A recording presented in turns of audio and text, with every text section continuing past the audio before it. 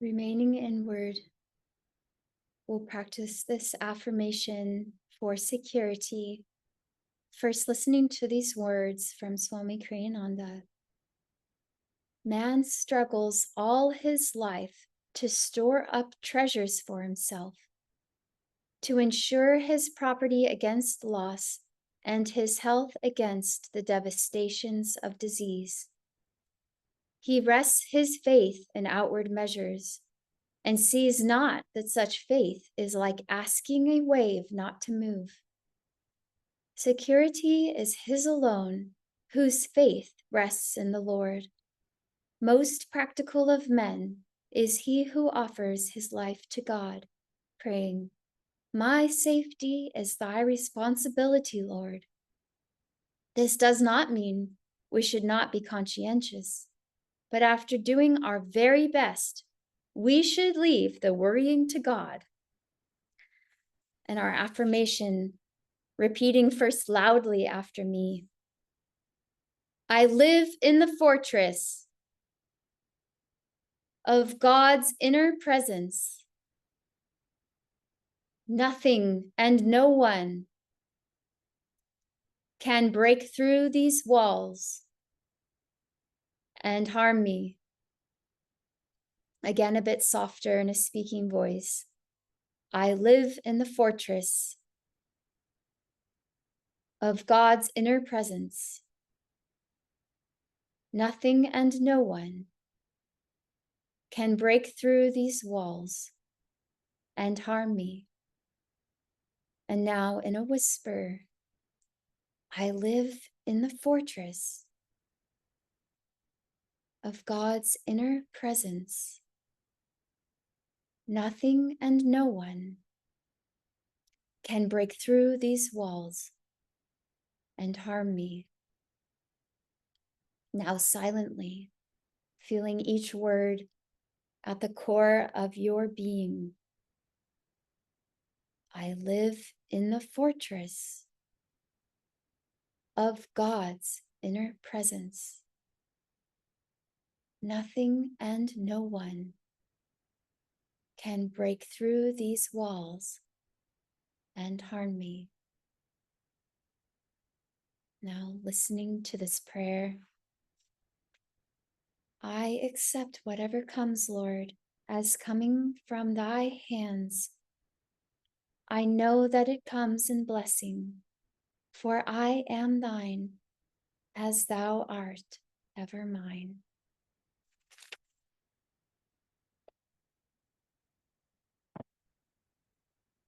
Well, thank you all for being here today.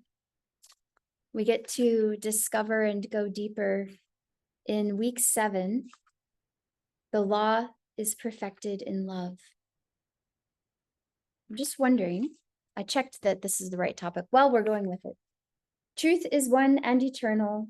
Realize oneness with it in your deathless self within.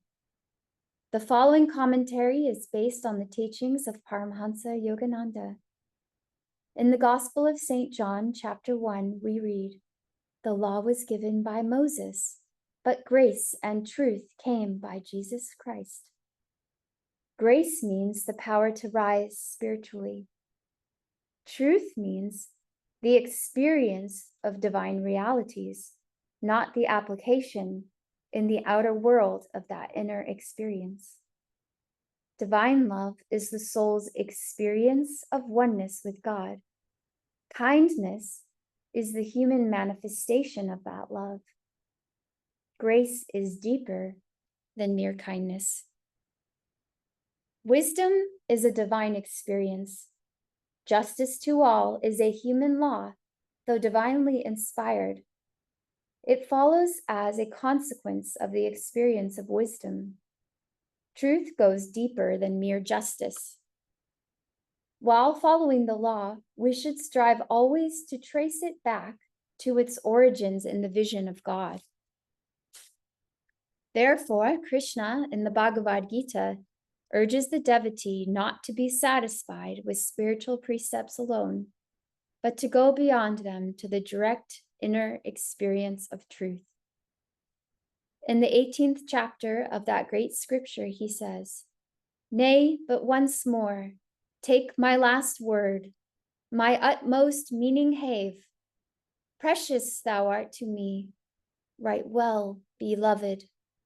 Listen, I tell thee for thy comfort this, give me thy heart, adore me, serve me, cling in faith and love and reverence to me. So shalt thou come to me, I promise true, for thou art sweet to me. And let go those rights and writ duties, fly to me alone, make me thy single refuge. I will free thy soul from all its sins. Be of good cheer." Thus, through Holy Scripture, God has spoken to mankind. Om.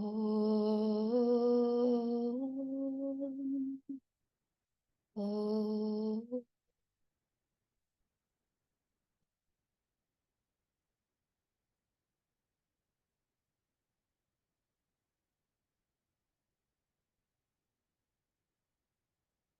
I thought today I'd start, I don't have a dad joke, but I will start with a beautiful passage from Metaphysical Meditations. And this one is called The Cosmic Sea. Feel Yogananda Ji speaking to you as you listen to his words.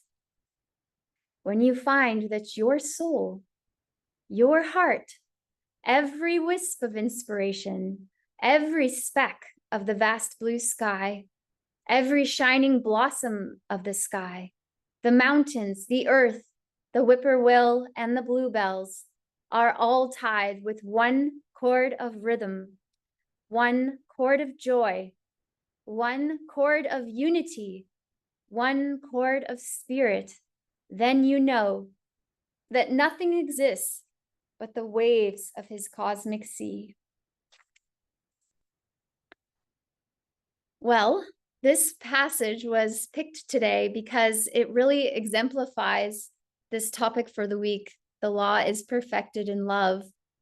And as we were preparing for today, we didn't really know who would get to be the one to join all of you. We were thinking about, what does it mean? What does the law mean on our spiritual path? And how is love so integrated into divine law? And we were thinking about how with Patanjali, we have our yamas and our niyamas, and those are in a bit a way of our yogi law. And their goal is to practice things that become a way of acting in life that help you to raise your energy. And through that raising of energy, eventually you go beyond form, beyond law, and you just are one with the vision of God, which is there from the beginning. God is bliss. We all know that beyond Dvaita, the duality that we're in, the ups and downs, the highs, the lows, the lefts, the rights, there is just pure consciousness. It's beyond form. It's the creator. It's stillness. We talked about this recently, that bliss comes in stillness. We know that love, from what Swamiji shares with us, love is bliss in motion. It's really interesting because we have to live in motion by laws to help us attain bliss. Therefore, that consciousness, to get there, it requires doing things in our daily life that will help us. So God gives us these laws, which is kind of a strong word, especially in the age that we're in right now. But even with Moses and the laws that he expounded upon, again, the ones we have in our 8-limbed path of Ashtanga yoga, they're really there to guide us so that our hearts can be free and we can escape this delusion. And so to bring in the joyful, cute spirit of Nara's usual jokes, I thought today we could talk a little bit about how we could get a law degree. So we all know, I know I'm thinking of Tulsi right now because she's just started school. And one of the things she mentioned to me was, oh, gosh, it's hard to get back into studies. And it's so much, and they give you so much to learn. And that's really true. And we're going to apply that to our Law of Love degree. And we want to get a PhD in this. We want to get the master level. We want to become yoga master level PhD law students. So we're in school. But what are the 4 areas we have to succeed in to get our degree? So we're going to talk through the 4 areas: fearless, being fearless, having faith, the power of healing, and unity. And we'll tell like a little story about each of those as we get to our goal of getting our graduation in this degree. So first we'll talk about fearlessness. And so this is how we're going to apply the law, being perfected in love. And I think all of you are really familiar with these stories of the great yogis who are fearless, and they're faced with some kind of situation. Usually you hear the ones of the great yogis in India facing a snake, right? The great python, or I'm kind of not good with snakes, but anyway, they come up to the yogi, and there's a story of even Sri Yukteswar, and he, being attuned to true love of all beings, which is one of the laws in our yamas and niyamas, is being so completely in the spirit, in love, bliss, and motion, that nothing can make you scared, because you have complete trust in the divine. And because you're so full of love and so attuned to love, nothing can harm you. So what happens is a great yogi like Sri Yukteswar, who is perfected in this quality, he is able to use his vibration to calm the snake. So the snake's coming toward him, ready to attack, and he stares at it, but he's not doing something with malice. He's just giving vibrations of love. And through that, the snake couldn't be aggressive. It was like a powerful force, so powerful, which Swamiji also says to us, love is the most powerful force in the universe. And so this snake was tamed. It could not harm him. The same is true of the Mahavira, sorry. And he is the Bodhi, the great one who achieved samadhi through harmlessness. So he perfected ahimsa, and he created the Jain tradition, or Jain religion. It was his story of purity that sparked the inspiration for that. And it's still practiced to this day. It's behind the movement of Gandhi.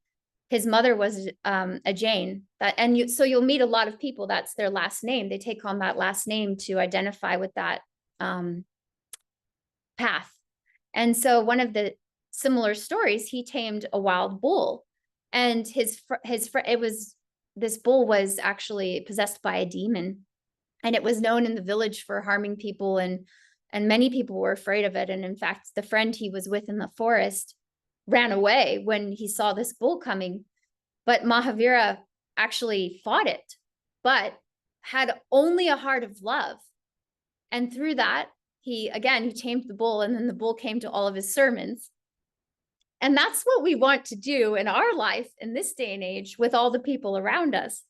And I think we've briefly mentioned this before, that when you want to get this degree checked off, that you've completed this course, ways to practice it are when you're in a situation where usually you might let those worries take over, think of this affirmation of security. I'm leaving my worries to God. I'm going to be as much as I can in that vibration of love. And you might find, like with situations at work, you have a person who's sending more harmful vibrations, or even, when we were starting the yoga studio and we were getting ready for the opening here, we were a little bit worried about, people that aren't used to yoga and what they might think, because there's a lot of conservative energy in this town. And we thought, but we want to serve. We want to share this vibration. And we let that take over. so that that little bit of fear or that little bit of worry didn't have a place in our space. And so we focused on that. The next topic, we have faith, which is, you'll find that this is a bit similar, but the story that goes with this course to get our completion, hopefully we'll get an A++, is the one, some of you probably have remembered this. It's one of Yogananda's first disciples in America, and his name was Dr. Lewis, and he liked to go sailing on his boat, and he lived in Boston, Massachusetts, where Yogananda arrived when he came from India. And he was out in a storm by accident. It was one of those experiences where you go out and everything's calm, but then in a moment the weather changes, and he found himself caught out in the storm where he really thought the boat was going to flip, and he started chanting, "Master, help me, Master, help me."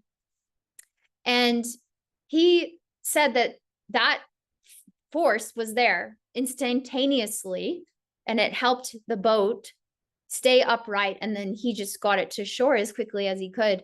And then the next time he saw Yogananda, Yogananda said, oh, Yogananda called him at his home, and he said, "You nearly got wet there, doctor, didn't you?" And he'd already been with Dr. Lewis in the boat. And Dr. Lewis said, "Yes, Master, I did have a very close call." And Yogananda said, "Well, don't forget that if you remain in Om, nothing can touch you." And it's having that faith that ultimately we are protected and we are loved. And I'm very familiar with even members of our little community having had experiences like this recently, where they felt a force protecting them. And it's having that faith that has no place for fear when we go about life. There's so much that can happen in any day, but do we let it take over our minds and let those worries take on a force of their own? Or do we stop it in its tracks and feel that if we just stay in Om, nothing can harm us, nothing can touch us? And why is that important? We all know that when we are aiming for liberation, there can't be any wavering. It has to be our whole body, our whole being, completely in alignment with the presence of God, the presence of Om, the comforter. And being aware of that is good, but to achieve the course completion and to get the ace that we want, we have to have no room left for doubt. That doubt has to be moved away, and we have to overcome it. And from there, then we can move on to our next little topic of study, which is the healing power of love. And a lot of us have, realized that it's through this being a channel. Even when we do healing prayers for each other, you might start experiencing the feeling of someone praying for you. You might see little examples of how you can feel in your heart when Swamiji's sharing a talk, even though he's not alive in this moment. He's working with our consciousness. You could probably have felt that with Yoganandaji when he brought you onto the path again, or it could have been any other experience. Many of us know somebody who's been a recipient of the healing power of the divine. And it's a blissful feeling. I remember when my mother had breast cancer, and I just finished a year of living at Ananda village, and it was really hard for me to take time away. But as soon as I got the counseling that it was dharmic to do so, I found out that she had cancer. But I let some of my dear Gurubai friends know, and they were praying for her during her surgery. And she was in the room about to go in. And she said the bliss of the prayers was so powerful. And my mom is she's admittedly says this, that she's had so much anxiety in life, and it could not live anymore in her body, mind, and soul. It just dissipated into this healing power of the community. After that, she came on the path.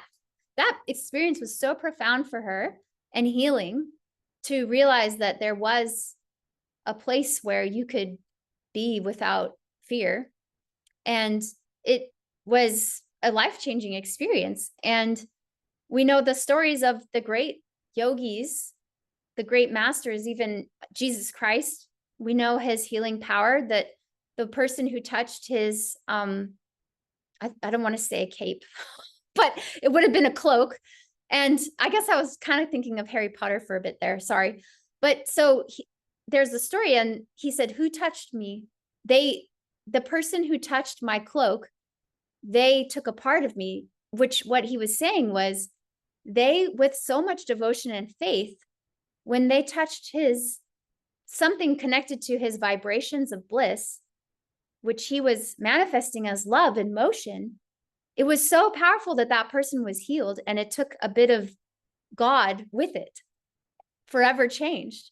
And the same is true for Mary Magdalene. It wasn't that she needed her sins to be cast out, but that part of her that was downtrodden, that was depressed, that was full of emotional angst and all that dark stuff that builds up inside of a person, when she was blessed through her devotion, she opened up to the healing of the light, and it forever changed her, and she could be reborn in love, because love is purifying.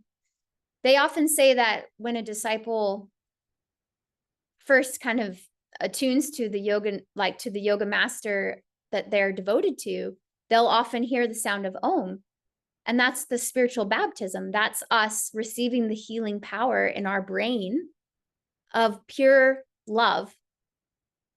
And we're giving ourselves to that, opening up to that so that we can be healed. And they're doing so much to dig out that dark, icky stuff. And so once we get through that and we understand the importance of healing, the power of healing on our journey, we can go to the next course. And this one's really sweet because this has to do with all of us. And this is the Unity course. When Swamiji passed away, Narayani, who was his spiritual personal assistant, had a really significant dream, because as you can imagine, if you lived with Swamiji in this lifetime of being on earth, and then you were a part of building Ananda, and suddenly he left the body, it would be a very difficult moment because it shakes everybody, right? And so there was a bit of worry. Oh, what will happen to Ananda? What will come of this? You know, he's passed. He was our glue. Are we going to be able to keep going? And these are the kinds of worries and fears that people had. And what Narayani had in her dream was this visualization of a story where a father is in the hospital bed and he's speaking to his 6 boys, his children, who each have a bit of the kingdom to take care of. And he was trying to pass on his wisdom to them about how could they go on? How could they go on without him? And he gave them a visual. So he took a stick and broke it into 6 pieces and gave each of them their piece. Some of you have heard this, I can see it.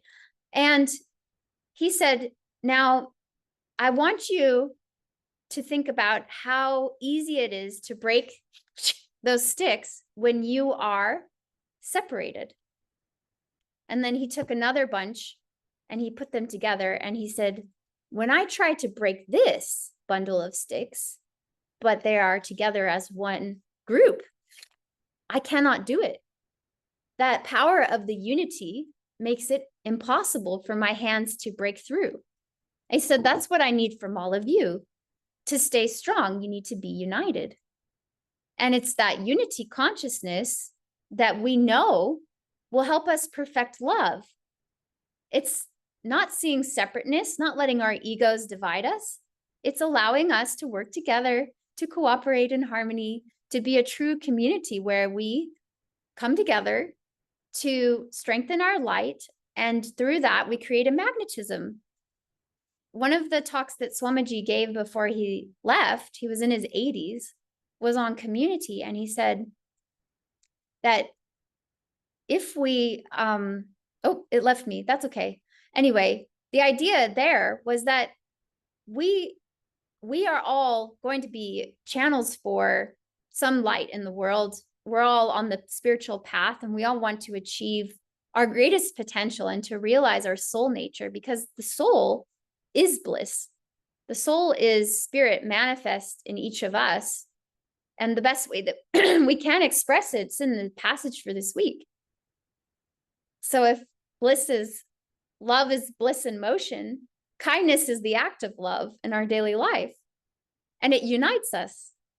And so the more that we come together and we create a space for kindness and for helpfulness and for harmony and cooperation, we're achieving a sense of unity on this earth plane. And that's our little course. You can imagine, Tulsi, if you had to check off each of the tasks for that course, what they would be in the manifestation of community. And so it's really a sweet thing, because our little Sangha is doing all that it can to get an A+ in this.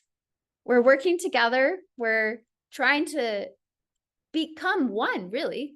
It's one energy force. There's a really good example of the force of what a group of people, I remember what it was. So Kriyananda said in that video that Ananda is the most important thing for changing consciousness, because a small group of people together who are putting out this kind of aspirations to be in the light, to strengthen light on earth, when you do that together, it's incredibly powerful, just like the story of the sticks. So strong. It's very hard to break us when we have that connection and we do it together. And so every time that we have these opportunities to be united, to work as a team, to allow greatness to flow through, it has a magnetic force, because each of us are beings of light and electricity. And this visualization that Joe Tish gave that I was going to go into before I remembered the other thing was, if you look at the filaments of iron and you get a pole that has been magnetized so that its polarities are strong, so the positive and the negative are so strong, and that's the guru, right? So Guruji has a consciousness of pure positivity. And what happens is that the little filaments around him go, and they connect to it, right? And that's what the idea is of attunement. We want to be attuned to his consciousness or spirit consciousness, whatever we want to do that is pure. And then we get magnetized and brought into that. And what a community does is all of us are doing that. So you can imagine the amount of power and strength to share light, to be kind when we help each other, and then we share that force of love, that most powerful force in the universe. And then once we do all these things, and this is just an example, I'm sure all of you could think of more, which might be fun if you want to contemplate on that this week. But then we can get our PhD or our mastery in the laws of love. And then what do we get to do after we master something? We get to share it. And that's why we started today with our prayer, that may thy love shine forever in the sanctuary of our devotion, and may I be able to awaken thy love in all hearts. It's a beautiful prayer. And with that prayer in our consciousness, I'd like to share now some music so we can continue to take this more deeply and achieve this state of awareness, so that we too can be united in sharing this love. So thank you all for being here today. And I'll play now the music.